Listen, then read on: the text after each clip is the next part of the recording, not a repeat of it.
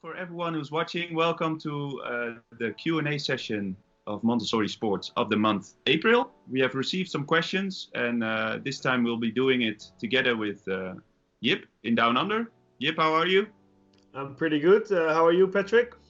I'm fine as well. We're keeping ourselves happy and keeping ourselves fit, which is important. So let's go on and let's go on to the first question. Absolutely. Well, I have it right here. I'll quote it. This one is from a Montessori teacher. I know it's important to build on fundamental movement skills. Can you suggest a couple which parents or young children can do at home, knowing that some families might not necessarily have a garden or large outdoor space? All right. Yeah, this is something where a lot of teachers, but also parents are struggling at the moment because of the COVID-19. People cannot go outside. Children cannot go outside. Well, some can, some not. Sometimes schools are starting again. So next to that, it's a general question. It's also specifically now for this situation very applicable.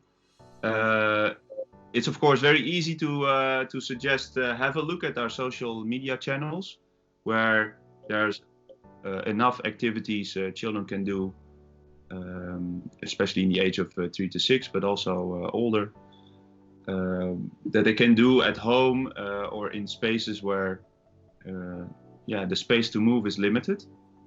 And also probably the Montessori materials are not available. Yeah, exactly. So often, in our curriculum, we both have a control of body and a control of an object. So in those two areas, we are having a lot of activities you can do. So you can do a lot of activities only solely with your body, focusing on on basically all muscle groups, from your legs up to your arms. And your core. There are enough possibilities to do activities with a limited space to move. And I would suggest if you want to see some examples, to go to our YouTube channel or either Instagram, where there are lots of activities you can do in a small space. Yeah, I think it's also fun to explore the possibilities within a small space. I must say, since we're in this period, I look at my own living room even in a different way. I see different possibilities. A chair you can use to sit on. You can also pass a ball through it. You can roll a ball through it.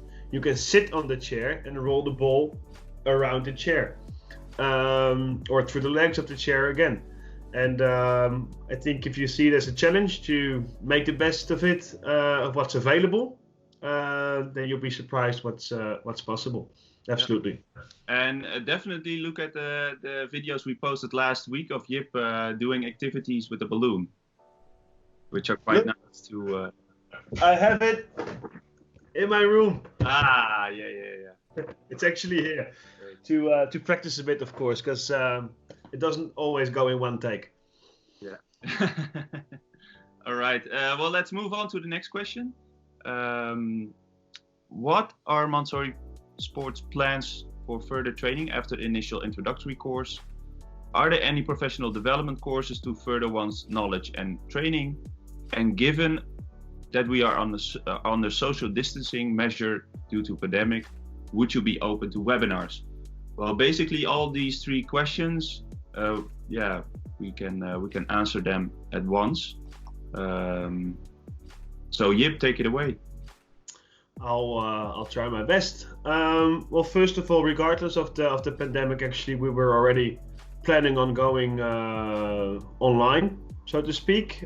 So the courses, follow-ups, audits, and other remote feedback options would eventually be available online. We think that's more accessible for other schools around the world, all Montessori schools to join our community that we're trying to build, and in that way you can help each other.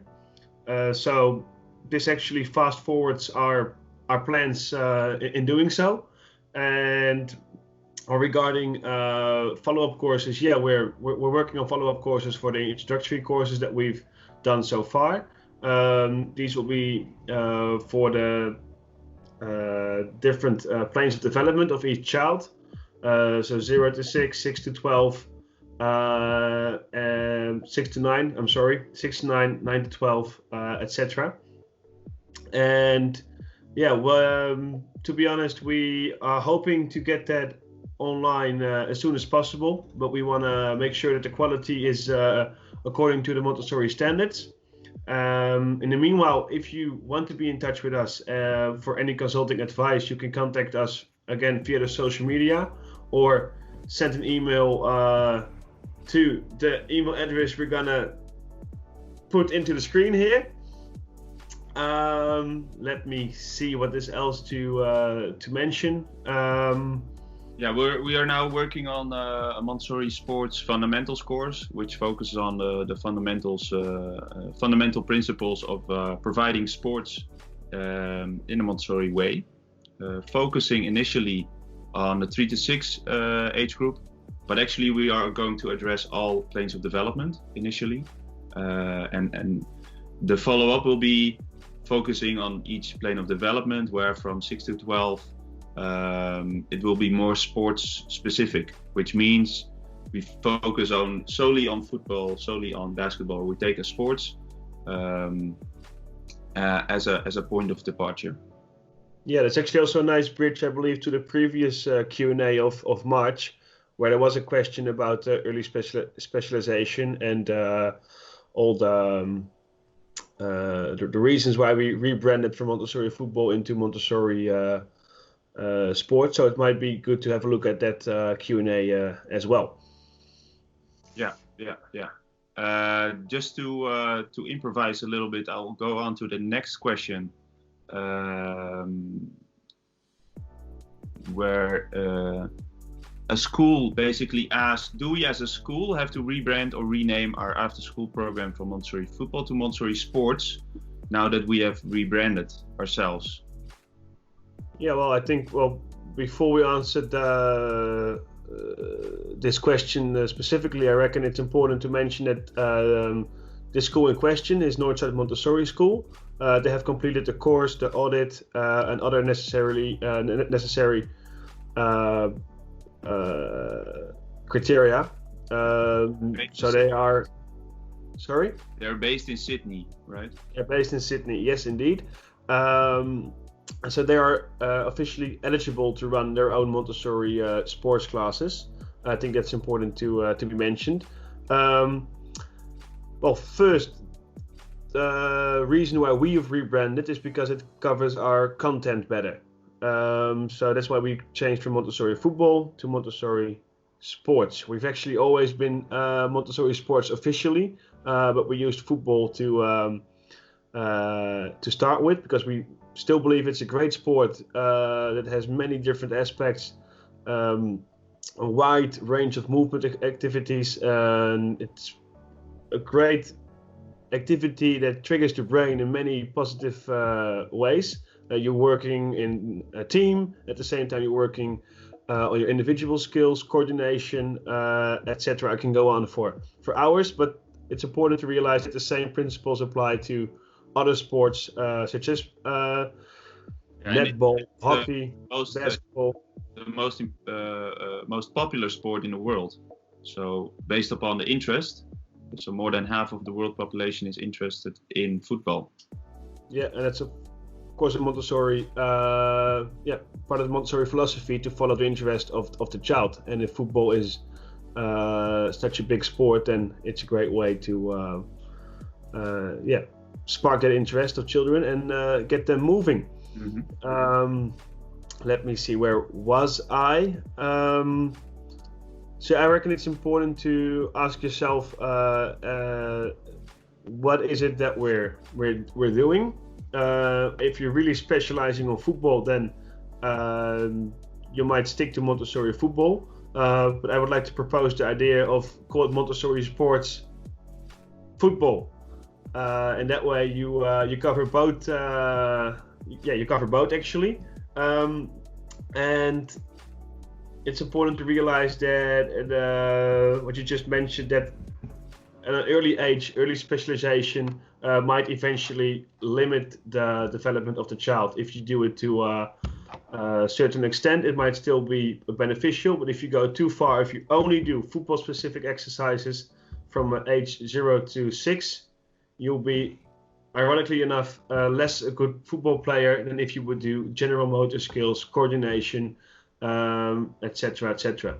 So, recap: this school has done all the programs in order to be eligible to run their own Montessori sports classes. It's up to them whether they decide to go for Montessori Sports, if they think that covers the load better. If they think, this is a different age group, for example, it's 9 to 12, then maybe Montessori Football covers the load better, because they're able to do more football-specific exercises instead of general motor skills, which we believe are very important at age 0 to 6, 0 to 9. Yeah, so let's go on to the next question. Beautiful. Let me see, where were we? Aha.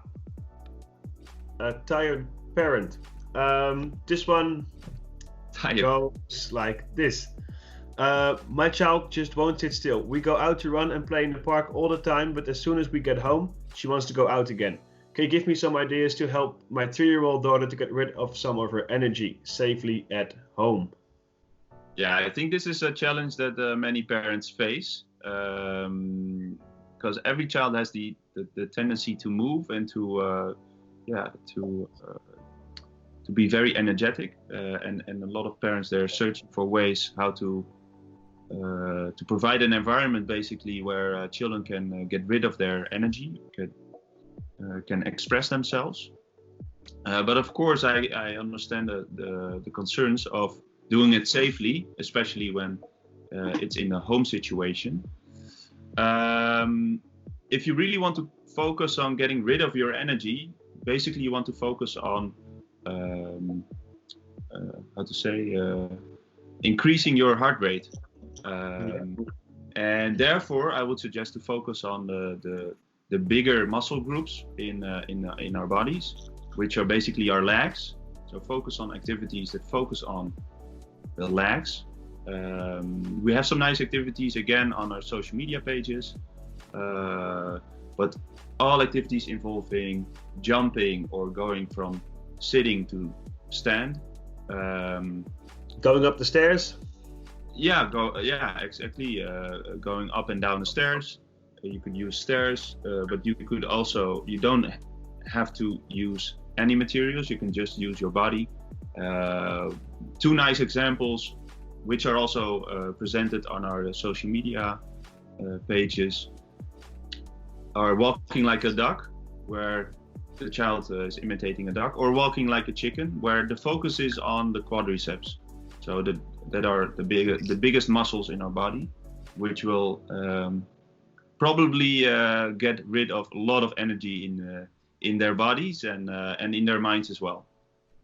So absolutely. Yeah, you can maybe, if I can suggest to, if the child has this urge to get rid of the energy. I have to admit, I was one of these children, and I couldn't sit still for too long. I went to a traditional school, so you can imagine after a day of school that I was bursting of energy, and my behavior also had some consequences for my behavior. I wasn't listening well, they thought, and it was true, but the reasons why were a bit unclear.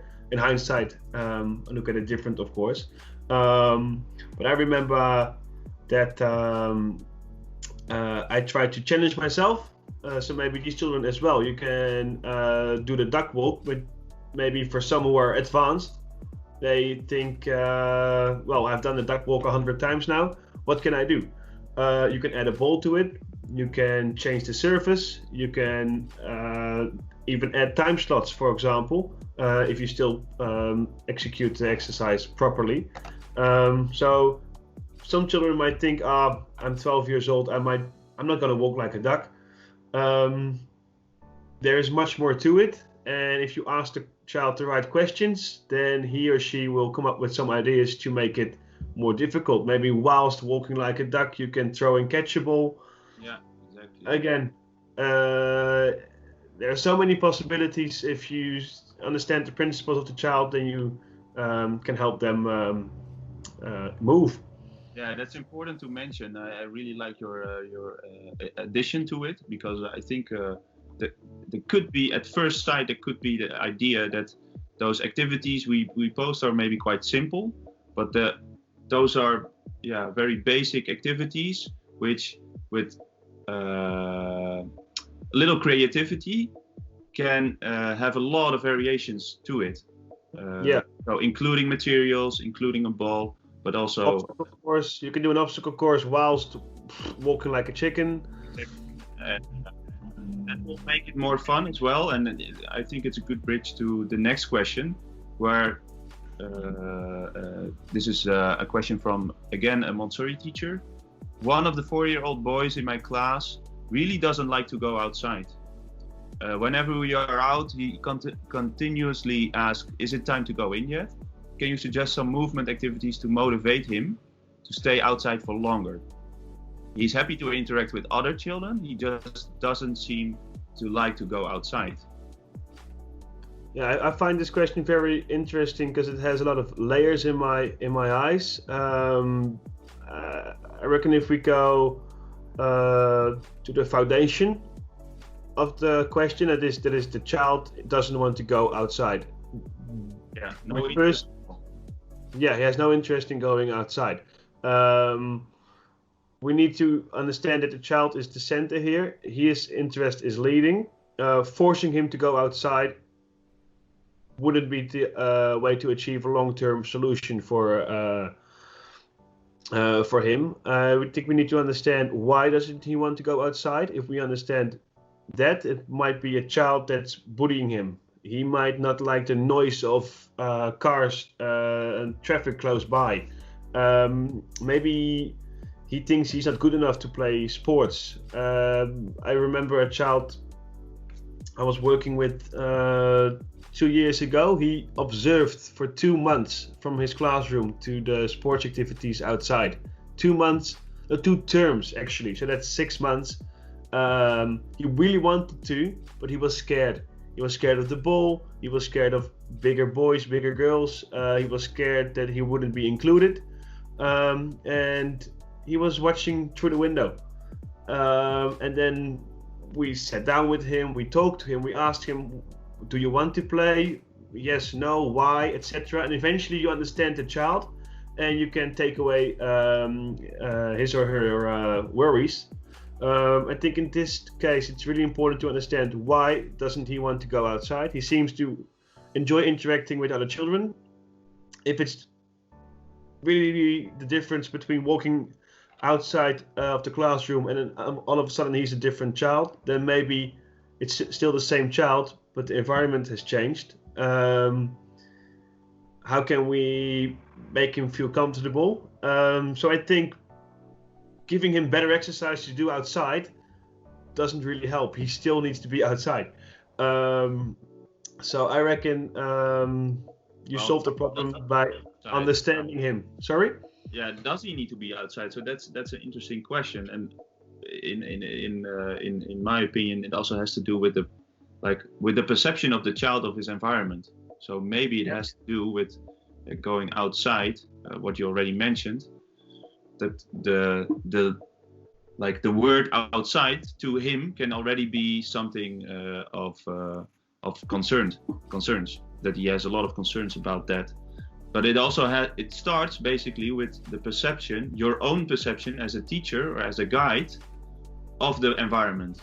So if your own perception is the classroom is indoor and that's the place where learning happens, I wouldn't say you're wrong, but try to open your mind to the whole environment, basically the extended environment, both indoor, outdoor, but also at home, for example. In all these environments, there's learning happening continuously. And if that's something you really believe in, I'm sure you will also be able to contribute it, or to to transfer this to children. That they will also see it as a place where learning happens. Satisfaction of learning will happen. And if a child is interested in interacting with other children, then it's quite simple. Try of thinking of activities where children can interact in an active way, where there's more space, because there will be more space probably outdoors, and they will play sports together. Yeah, no, I agree. I think we could talk about this for another hour, but let's maybe go on to the last questions. These are about Montessori Sports materials. Well, it says it here. When will we have Montessori Sports materials for our shelves? Is a question by a Montessori school principal. All right. Yeah, well, we are currently working on a cooperation with Nienhuis. So together with Nienhuis, we're developing, starting with our Montessori Football and ball pump. We will develop a line for sports materials, which will be developed over time. Of course, this is not something we are we will rush into and do it overnight. We want to take time and make sure and pilot it and test it to make sure the materials are appropriate for the age groups, and that it's child-friendly and child-centered. Yeah, I think it's also good to mention that AMI is involved as well to assure that it's all according to the Montessori standards. Yeah, exactly. All right. Do we have any more questions? No. Right. When do we think it could be available for schools to order? Is there already Well, it's already in the catalog of Nienhuis, so probably it will take I think a few weeks, up to maybe 2 months. I would say that it's available to order. Yeah, I think it's also good because the rebranding from Montessori Football to sports and the current pandemic, distribution has slowed a bit. But exactly. It will be available when those channels will open again. So that is important. But then it will be very exciting, and it will be available to all Montessori schools. Basically, the whole everyone that wants to do something with sports in a Montessori way. Very exciting. All right, Jip. Well, those were all the questions. Thanks for the short call and helping me to answer all the questions of our followers. For everyone who was watching, thanks for watching. I hope it was helpful and you enjoyed our Q&A. If you have any questions for the next Q&A of May, please send them to the email address below. Or you can also mention them in the comments on our social media. We're following it every day, and see you next month. Absolutely. Thank you, Patrick, and enjoy your day. I'm going to bed soon. All right. Cheers. Ciao, ciao. Bye-bye.